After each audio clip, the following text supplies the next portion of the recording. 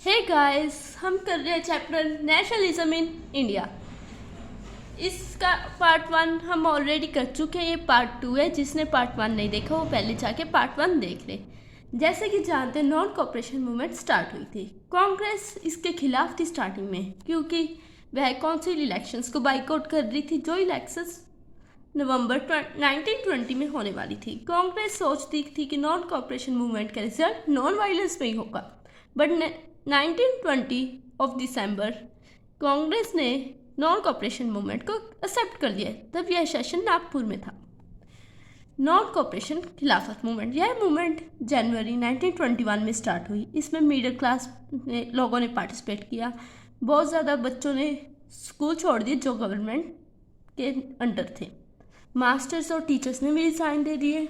Lawyers ने legal parties पे practice भी छोड़ दी।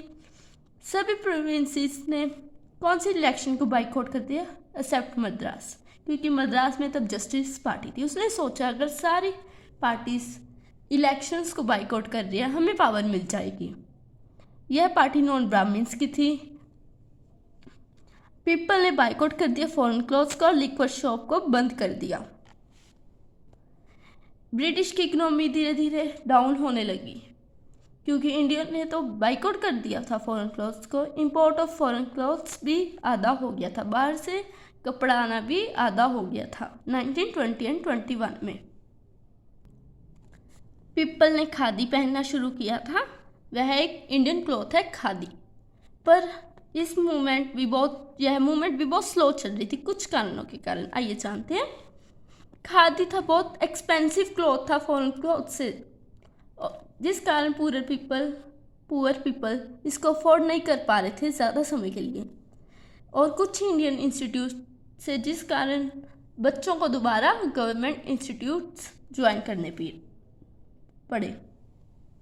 पीसेंट्स ने पार्टिसिपेट किया इसमें भी।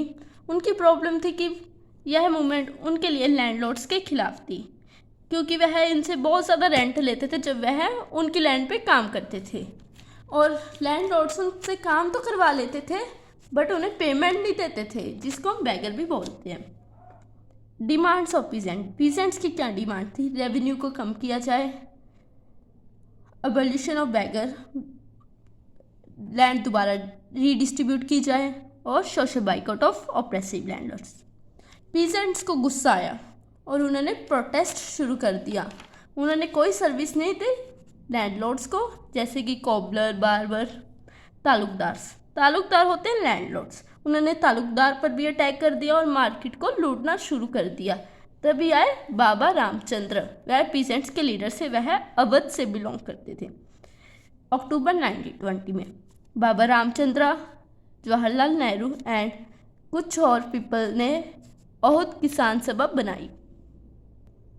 जैसे कि हम जानते हैं, ट्राइबल पीपल्स फॉरेस्ट पे डिपेंड होते हैं और फॉरेस्ट में रहते हैं। ब्रिटिश ने फॉरेस्ट बंद कर दिए थे। अब उनका फॉरेस्ट में जाना बंद हो गया था। उनकी कैटल्स को कुछ खाने के लिए नहीं था, और वह फ्रूट्स भी तो फॉरेस्ट से ही लेते थे खाने के लिए, और वुड को फ्यूल की तरह यूज़ करते थे। ब्रिटिश ने ट्राइबल पीपल्स को फोर्स किया उनके लिए काम करने के लिए, और उन्हें पेमेंट नहीं दी। उन्हें बैगर बनने पर मजबूर कर दिया। Guerrilla movement of Andhra Pradesh, tribal peoples ने अटैक करना शुरू किया, और उनके लीडर से अलूरी सीताराम राजू, वह महात्मा गांधी के फॉलोअर थे। जब उन्होंने गवर्नमेंट ने फॉरेस्ट बंद कर दिए, तब जो हिल पीपल्स की लाइफ है, ट्राइबल पीपल्स की लाइफ पर बहुत ज़्यादा इफेक्ट पड़ा था। गवर्नमेंट थे, उन्होंने उनको रोड पे आने के लिए मजबूर कर दिया था। फिर राजू थे जो अलूरी सीताराम राजू, वह उन्हें ट्राइबल्स पीपल को एक भगवान के बेटे की रूप में नज़र आने लगे, क्योंकि उन्होंने ही उनको रास्ता दिखाया था फ्रीडम के लिए। फिर जो ट्राइबल पीपल्स थे उनको गुडिम भी बोलते हैं। उन्होंने पुलिस स्टेशन पे अटैक किया, ब्रिटिश ऑफिशियल्स को मार दिया, और यह गोरिल्ला मूवमेंट उनकी स्वराज के लिए ही थी। स्वराज का मीनिंग हमें पता ही है, सच्चाई के खिलाफ लड़ना। अलूरी सीताराम राजू जी इन्फ्लुएंस थे महात्मा गांधी जी के बारे और बहुत इंस्पायर थे उनके नॉन कॉपरेशन मूवमेंट से। उन्होंने पीपल्स को बताया कि खादी पहननी चाहिए और लिक्वर को छोड़ देना चाहिए। उनका बिलीव यह था लेकिन कि इंडिया को आज़ादी सिर्फ तभी मिलेगी जब कोई फिजिकल फोर्स होगी, जैसे कि वार। ट्राइबल पीपल्स ने अटैक किया पुलिस स्टेशन पे और ब्रिटिश ऑफिशियल्स को मार दिया और यह मूवमेंट चलती ही गई। अल्लूरी सीताराम राजू 1924 में पकड़े गए और मारे गए, बट वह एक हीरो के रूप में बाहर निकल कर आए थे। Assam plantation workers. प्लांटेशन का मतलब होता है बहुत बड़ी लैंड पे एक फसल उगाना, और जो पीपल उस पर वर्क करते हैं उनको प्लांटेशन वर्कर्स कहते हैं। प्लांटेशन वर्कर्स मानना था कि वह रोज जाएं वहाँ पे काम करें और अपने विलेज के साथ लिंक में रहें, पर उनकी प्रॉब्लम्स ये थी क्योंकि 1859 में एक एक्ट बनाया गया था जिसका नाम था इनलैंड इमिग्रेशन एक्ट। यह प्लांटेशन वर्कर्स को अलाउ नहीं करता था प्लांटेशंस को छोड़ने के लिए बिना परमिशन, और ये परमिशंस बहुत रेयरली ही मिलती थी उनको। जब उन्होंने नॉन कॉपरेशन मूवमेंट के बारे में सुना तो उन्होंने प्लांटेशन छोड़ दी और अपने अपने घरों में चले गए। उन्होंने यह माना कि गांधी राज आएंगे और उन्हें उनके विलेज में लैंड दे देंगे। फरवरी 1922 में चौरी चौरा इंसिडेंट हुआ था। यह गोरखपुर यूपी की डिस्ट्रिक्ट है गोरखपुर।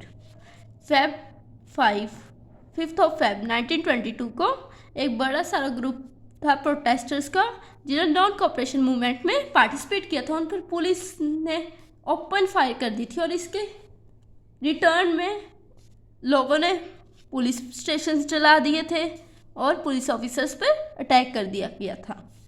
इन इंसिडेंट में डेथ हो गई थी 3 पुलिस ऑफिसर्स की और 22 पुलिसमैन की। महात्मा गांधी जो नॉन वायलेंस के खिलाफ थे, उन्होंने नॉन कॉपरेशन मूवमेंट को नेशनल लेवल पे लेके गए और 12 फरवरी 1922 को इसका एक रिजल्ट मिला नॉन वायलेंस के रूप में था, जो वह वायलेंस के रूप में आ चुका था। अब नॉन कॉपरेशन मूवमेंट बंद हो चुकी थी, उसके कारण कांग्रेस लीडर्स बहुत दुखी हो गए थे, बहुत बोर हो गए थे इन मूवमेंट्स से जो महात्मा गांधी जी के द्वारा बनाई गई थी। वह प्रोविंशियल काउंसिल इलेक्शंस लड़ना चाहते थे। उन्होंने मानना था कि basis of government of India act 1990 के द्वारा वह अपनी गवर्नमेंट बनाएंगे और ब्रिटिश पॉलिसीज़ को अपोज कर पाएंगे काउंसिल में। वह अपने रिफॉर्म के लिए फाइट कर पाएंगे और तब SR Das and Motilal Nehru ने एक पार्टी बनाई जिसका नाम था स्वराज पार्टी। इनका एम था कि वह काउंसिल पार्टीज में वापिस जाए। लेट 1920s में 2 थिंग्स थी जिसने इंडिया पॉलिटिक्स को शेप दिया। पहली थी वर्ल्ड वाइड इकोनॉमिक डिप्रेशन। तब एग्रीकल्चर के प्राइसेस बहुत नीचे गिर चुके थे 1926 में, और जो बाहर जाता था एक्सपोर्ट होता था हमारा एग्रीकल्चर फूड, वह अब बंद हो गया था। फार्मर्स को बहुत परेशानी आई उनकी फसल बेचने में और उनके रेवेन्यू चुकाने में। 1930 में पीपल को टेंशन होने लगी, वह कन्फ्यूजन में आने लगे। सेकेंड रीज़न थी सीमन कमीशन।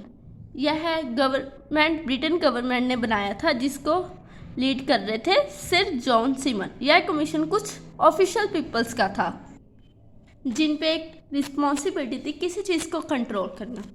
सीमन कमीशन को एक टास्क किया गया कि वो इंडिया जाए और देखे कि वहाँ का कॉन्स्टिट्यूशन अच्छे से वर्क कर रहा है और उस पर कुछ चेंजेस बताएं अगर अच्छे से वर्क नहीं कर रहा। बट यहाँ पे एक प्रॉब्लम थी।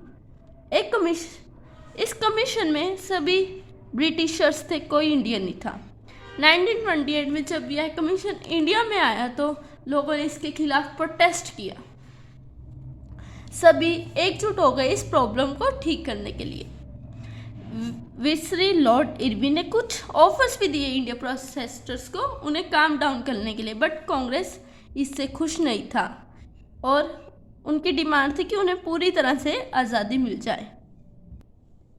फिर जवाहरलाल नेहरू की प्रेसिडेंसी के अंदर 1929 दिसंबर को लाहौर कांग्रेस सेशन पूर्ण स्वराज हुआ जिस पे उनकी खुद की गवर्नमेंट की डिमांड की गई।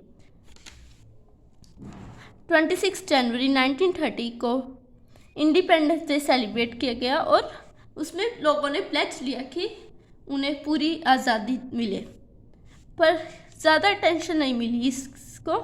फिर गांधी जी ने विसरी लॉर्ड इरविन को एक लेटर भेजा, 31 जन 1930 थी तब, उसमें 11 डिमांड्स को देखा। थैंक यू, आज के लिए इतना ही काफ़ी। नेक्स्ट सेशन नेक्स्ट पार्ट में हम देखेंगे डिमांड्स क्या थी और आगे का चैप्टर। आई होप सबको समझ आ चुका होगा। Please subscribe the channel and share more and more.